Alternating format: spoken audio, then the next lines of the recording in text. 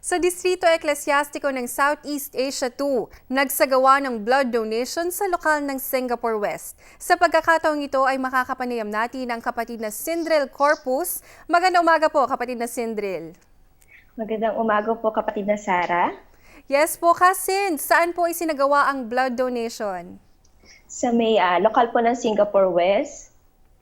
Opo, at Kasindrel, sino-sino po ba ang mga nakipagkaisa sa aktibidad po na ito?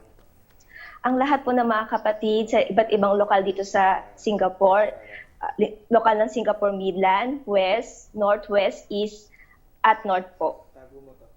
Opo, at kapatid na Sindrel, ano naman po ang damdamin ng mga kapatid na nakipagkaisa po sa isang makabuluhang aktibidad na ito?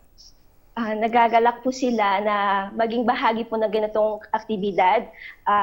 Ang iba po sa kanila ay nag-file pa po ng kanilang leave, lumiban sa kanilang mga trabaho para lang po makipagkaisa sa ganitong aktibidad. Opo, kapatid na Sindrel, marahil po ay maraming mga first-timers po na mag-donate ng dugo po dyan. Opo, marami po. Sumubok din po ako And na mag-donate. Opo, how's your experience po, kapatid na Sindrel? Hindi po sapat yung blood count po. Kaya hindi ko po nagawang makapag-donate po. Opo, Actually pero... po marami. Yes po, go ahead po, Kasins. Actually po marami pong mga kapatid ang pumunta para po mag-donate.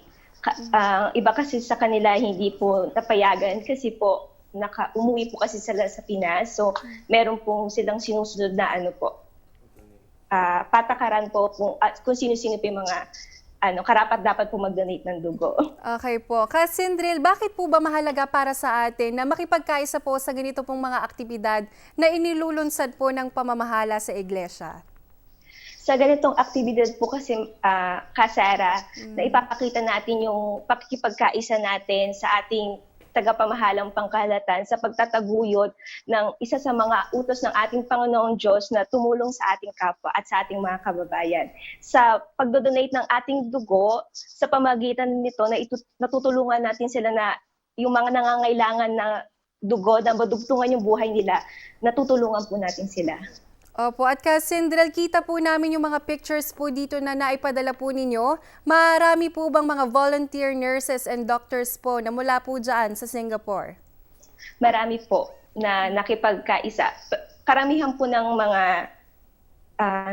mga volunteer nurse po dyan is sa Singapore Red Cross po nagtatrabaho po.